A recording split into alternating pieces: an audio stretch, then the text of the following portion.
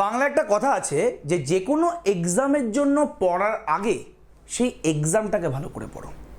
তোরা সবাই class 11-এ উঠেছিস, just মাধ্যমিক দিয়েছিস, এবং ক্লাস 11-এ যেহেতু সেমিস্টার সিস্টেমে এক্সাম হবে, যারা যারা ওয়েস্ট বেঙ্গল বোর্ডে পড়াশোনা করছিস, তো তোদের ফার্স্ট সেমিস্টার এক্সাম কিন্তু জাস্ট আর 5-5.5 মাস পরে শুরু হয়ে যাবে। জাস্ট ক্লাস 11-এ ভর্তি হবি আর 5-5.5 মাস পরে তোর এক্সামটা কিন্তু স্টার্ট হয়ে যাবে। তার আগে খুব ভালো করে জানতে হবে যে তুই যেই সাবজেক্ট নিয়ে পড়াশোনা করছিস, সেটা সায়েন্স হতে পারে বা কমার্স হতে পারে বা আর্টস হতে পারে, এবং তুই যেই সাবজেক্টের পরীক্ষা দিবি তার জন্য কোন কোন চ্যাপ্টার্স পড়তে হবে। আমাদের এই চ্যানেলটা পুরোপুরি ডেডিকেটেড ম্যাথামেটিক্সের জন্য। তো ক্লাস 11-এ ফার্স্ট সেমিস্টারের এক্সামের জন্য যেই চ্যাপ্টারগুলো ম্যাথামেটিক্সের পড়তে হবে, সেই চ্যাপ্টারগুলো নিয়েই কিন্তু আজকে আমি কথাবার্তা বলতে এসেছি। মানে সোজা কথা বলতে গেলে ফার্স্ট সেমিস্টারে ম্যাথামেটিক্সের যে সিলেবাসটা আছে ওটা নিয়ে পুরোপুরি ডিসকাস করতে এসেছি। চ্যাপ্টারের নাম বলবো, কোন চ্যাপ্টার থেকে বেশি কোশ্চেন আসে এবং কোন চ্যাপ্টার থেকে কম কোশ্চেন আসে, কোন চ্যাপ্টার কনসেপচুয়ালিটি খুব হার্ড হবে, কোন চ্যাপ্টার মারাত্মক লেভেলের ইজি হতে চলেছে, সেটা নিয়ে কথাবার্তা বলবো। এবং যদি আমাদের চ্যানেলের ভিডিওগুলো তারা ভালো করে ফলো করে থাকিস, তারা বুঝতে পারবি যে আমরা কিন্তু স্টেপ বাই স্টেপ এগোচ্ছি।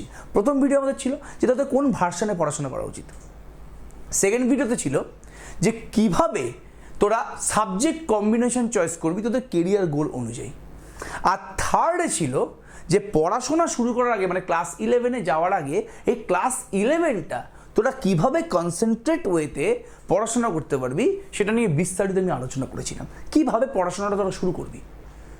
এবার সমস্ত কিছু মোটামুটি বলে দিয়েছি। তো এই 4 নম্বর যে ভিডিও আছে, 4 নম্বর ভিডিওতে আমি কী নিয়ে কথাবার্তা বলবো, এবার তোমরা পুরোপুরিভাবে তৈরি, তোমরা বুঝে গেছো যে তোমাদের কীভাবে এগোতে হবে।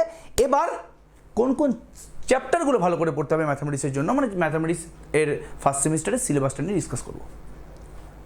ম্যাথামেটিক্সের ফার্স্ট সেমিস্টারে যেই চ্যাপ্টার, সবার আগে বুঝতে হবে যে আমাদের 3টে ইউনিট আছে। ইউনিট নাম্বার 1, 2, 3, 3টে ইউনিটের মধ্যে ইউনিট 1টা পড়েছে সেটস অ্যান্ড ফাংশন। তুই সেট মানে জানিস, তুই ফাংশন মানেও জানিস না, আবার অনেকে ফাংশন মানে জানতেও পারিস, কোনো সমস্যা নেই। এই নামগুলো তোর কাছে নতুন হলেও কিন্তু এর মানে বা এটার উপলব্ধি করার টেকনিকটা কিন্তু অতিরিক্ত মাত্রায় সোজা। নাম দেখে কিন্তু কোনোদিন তুই চ্যাপ্টারের কঠিন বা সহজটাকে ভাবার চেষ্টা করিস না, বিকজ 9-10-এ তোরা অনেক অনেক চ্যাপ্টার পড়েছিলি, সেই চ্যাপ্টারের নামগুলো তো জানা ছিল না, বাট সেগুলো যখন তোরা পড়লি তারপর তোরা বুঝতে পারলি যে নাম যাই হোক না কেন আমরা কিন্তু চ্যাপ্টারটাকে ভালো করে বুঝতে পেরেছি। সে ম্যাথামেটিক্সই হোক, সে ফিজিক্যাল সায়েন্সই হোক, সে যে কোনো সাবজেক্টই হোক না কেন। তাহলে এই সেটস অ্যান্ড ফাংশন আছে ইউনিট 1-এ। ইউনিট 2-তে আমাদের অ্যালজেব্রা আছে। অ্যালজেব্রা তোরা খুব ভালো করে জানিস, ক্লাস 7-8-এ তোদের অ্যালজেব্রা ছিল, যেটাকে তোরা বীজগণিত হিসাবে চিনতিস। এখন আমাদের অ্যালজেব্রাতে এক্সট্রা কি পড়তে হবে, নতুন আমাদের সিলেবাসে কী কী আছে সেই নিয়ে কথাবার্তা এখানে আমরা বলবো, চিন্তা করার দরকার নেই। দেন 3 নম্বর আছে ক্যালকুলাস। মাথায় যদি আমি রাখতে হয় যে প্রত্যেককে আমি যদি একটা কথা বলতে চাই যে মাথায় কোন জিনিসটা রাখতে হবে, সেটা হচ্ছে সব থেকে বেশি মার্কস কোন পার্টটা থেকে আসবে, সব থেকে বেশি মার্কস কিন্তু আসবে হচ্ছে, মানে বেশি কঠিন অঙ্ক আসতে চলেছে কিন্তু হচ্ছে আমাদের এই 3 নম্বর ইউনিট থেকে। যদিও মার্কসের রেসপেক্টে যদি বলি, মার্কসের রেসপেক্টে কিন্তু এই 3 নম্বর ইউনিটের ওয়েটেজ খুব কম, বাট যদি তোমাকে ক্লাস 12-এর জন্য বা 11-এর সেকেন্ড সেমিস্টারের জন্য ভালো করে প্রিপারেশন নিতে হয়, স্পেশালি ক্লাস 12-এর জন্য, বা যে কোনো যদি কম্পিটিটিভ এক্সাম ক্র্যাক করতে হয়, তাহলে কিন্তু এই 3 নম্বর ইউনিট মানে ক্যালকুলাসের দিকে কিন্তু মারাত্মক জোর দিতে হবে। ক্যালকুলাস কি, কেন, সেগুলো নিয়ে আমি বিস্তারিত আলোচনা করব নেক্সট ভিডিওতে, বা এর পরে যে ভিডিওগুলো আছে সেই ভিডিওগুলোতে। এখন বুঝে নিতে হবে যে ক্যালকুলাসে মার্কস কম থাকলেও 10 নম্বর মার্কস মোটামুটি আছে আমাদের এখানে, তাও কিন্তু এটা আমাদের সবথেকে বেশি দিন করে সবথেকে ভালোভাবে পড়তে হবে। নেক্সট, এই ইউনিট 1 এবং ইউনিট 2 এই দুখানে ইউনিটেই কিন্তু আমাদের মার্কস ইকুয়াল আছে, দুটোতেই কিন্তু 15 মার্কস করে আমাদের আছে। তাহলে ইউনিট 1-এ সেটস অ্যান্ড ফাংশন আছে, ইউনিট 2-তে আমাদের অ্যালজেব্রা আছে। এবং যারা যারা জানিস না তাদের জন্য বলে দিই, তোদের কিন্তু সেমিস্টার 1 হচ্ছে পুরোপুরি এমসিকিউ বেসড, মানে ইচ অ্যান্ড এভরি কোশ্চেনের মার্কস থাকবে 1। তোমাদের 40খানা কোশ্চেন থাকবে, 40টা কোশ্চেনের 40 মার্কস, ইচ কোশ্চেনের মার্কস 1, এবং এটা কিন্তু পুরোপুরি এমসিকিউ এক্সাম। তোমাদের কিন্তু জাস্টিফিকেশন লিখতে হবে না, মানে একটা তুমি এমসিকিউ এর অ্যান্সার টিক মারলে সেইটা কেন ঠিক হলো সেটা কিন্তু তোমাকে নিচে বিবরণ দিয়ে লিখতে হবে না, এটাকে বলা হয় জাস্টিফিকেশন ছাড়া তোমাদের কিন্তু এক্সাম হতে চলেছে পুরোপুরি। তাহলে এবার আমি দেখব যে এই যে আমাদের ইউনিট 1টা আছে, ইউনিট 1টাতে চ্যাপ্টার কী কী আছে। ইউনিট 1-এর নামটা হচ্ছে সেটস অ্যান্ড ফাংশন, এবং এর মধ্যে চ্যাপ্টার কী কী আছে, চ্যাপ্টার আছে হচ্ছে প্রথম কথা সেটস। একটা জিনিস বলে রাখি পুরোপুরি, এই সেটস চ্যাপ্টারটাই কিন্তু হচ্ছে ম্যাথামেটিক্সের ধারক এবং বাহক। ম্যাথামেটিক্সের ক্লাস 11 এবং ক্লাস 12-এর যত চ্যাপ্টার আছে সমস্ত চ্যাপ্টার কিন্তু এই সেট চ্যাপ্টারের সাথে লিঙ্কড। তো সব থেকে ভালো করে এবং সবার প্রথমে আমাদের যে চ্যাপ্টারটা পড়তে হবে সেটা হচ্ছে কি সেট থিওরি বা সেটস। ঠিক আছে, ওকে। সেট ছাড়া আর আমাদের কি চ্যাপ্টার আছে? রিলেশন অ্যান্ড ফাংশন আছে। এবার তোরা বলবি রিলেশনে তো অনেক জড়িয়েছি, বাট ম্যাথামেটিক্সে আবার রিলেশন বলতে কি বোঝায়? তুমি যে রিলেশনে জড়িয়েছো বা তোমার চারিপাশে তুমি যে রিলেশনগুলোকে দেখতে পাও, সে বন্ধু, বাবা মা, ভাই বোন, প্রেমিক প্রেমিকা, যা তুমি রিলেশন দেখতে পাও, ম্যাথামেটিক্যাল রিলেশন হচ্ছে এক্স্যাক্টলি তাদের সাথে সেম। আমরা রিয়েল লাইফের সাথে ম্যাথামেটিক্সটাকে পুরোপুরি জড়িত করে এই চ্যাপ্টারটাকে পড়তে চলেছি। ঠিক আছে, তাহলে যখন পড়াবো তখন রিয়েল লাইফের রিলেশন এবং ম্যাথামেটিক্যাল রিলেশনের মধ্যে তুমি কোনো পার্থক্য বুঝতে পারবে না। তাহলে রিলেশন হবে, relation chapter very very important. রিলেশনের উপরই ডিপেন্ড করছে কি ফাংশন। জেনারেলি এখান থেকে খুব একটা বেশি কোশ্চেন আসে না, বাট বারবার করে বলছি যারা কম্পিটিটিভ এক্সামের জন্য প্রিপারেশন নিচ্ছ, সেটা জেই হতে পারে, জেই মেন্স, জেই অ্যাডভান্স হতে পারে বা ডব্লিউবি জেই হতে পারে, তাদের জন্য কিন্তু এই রিলেশন এবং ফাংশন চ্যাপ্টার দুটো খুবই ইম্পর্টেন্ট হতে চলেছে। 3 নম্বর হচ্ছে ট্রিগোনোমেট্রিক ফাংশন। তোরা অলরেডি ট্রিগোনোমেট্রি পড়ে এসেছিস, সেই ট্রিগোনোমেট্রিরই একটা পার্ট হচ্ছে ট্রিগোনোমেট্রি ফাংশন। ট্রিগোনোমেট্রি দিয়ে তৈরি হওয়া ফাংশন, সোজা কথা বলতে গেলে এই চ্যাপ্টারটাও কিন্তু খুবই ইম্পর্টেন্ট চ্যাপ্টার এবং খুব ইজি চ্যাপ্টার। খালি ফর্মুলা মনে রাখতে হবে, অ্যান্সার তোমার হয়ে যাবে, চিন্তা করার দরকার নেই। এবার ইউনিট 2-তে আমাদের কি আছে? ইউনিট 2 এর আমাদের পার্টটা কি? ইউনিট 2 এর হচ্ছে আমাদের অ্যালজেব্রা।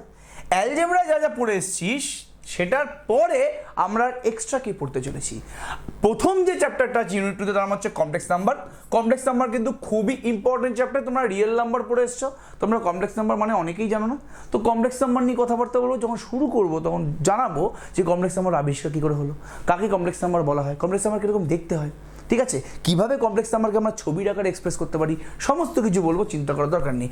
এবং কোয়াড্রেটিক ইকুয়েশন, যাকে বাংলায় দ্বিঘাত সমীকরণ বলে।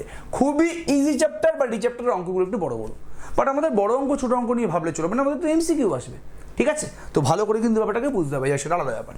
Next, linear inequalities. ঠিক আছে, এই চ্যাপ্টারটা কিন্তু খুবই ইম্পর্টেন্ট চ্যাপ্টার। তোরা এতদিন ইকুয়েশন নিয়ে কাজকর্ম করেছিলি।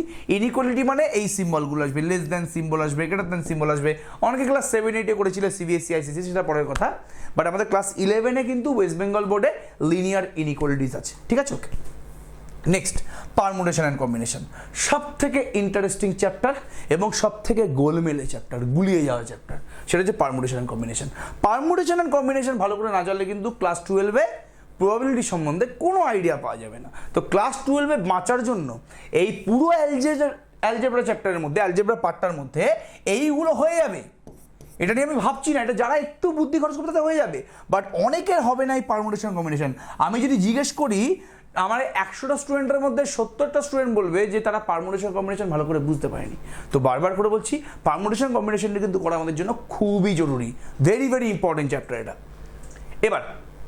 এবার ইউনিট 3-তে দুটো চ্যাপ্টার আছে, একটা হচ্ছে লিমিট, একটা হচ্ছে ডেরিভেটিভ।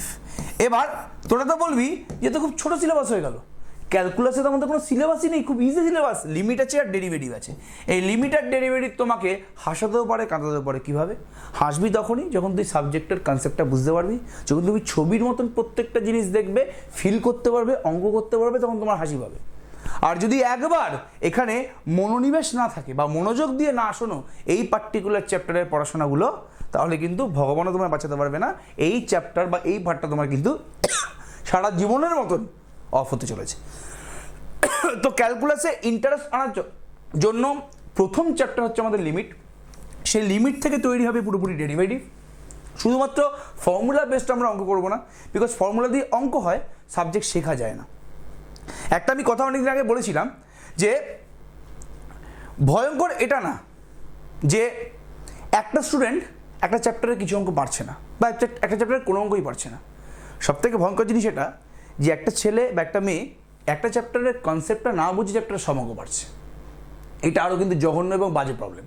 এটা আমি অনেক আগে বলেছিলাম, অনেক আগে 2020-21 সালে কথাটা বলেছিলাম, অনেকে দেখেছিল, এটা শর্টস ফর্টস দিয়েছিলাম একটা।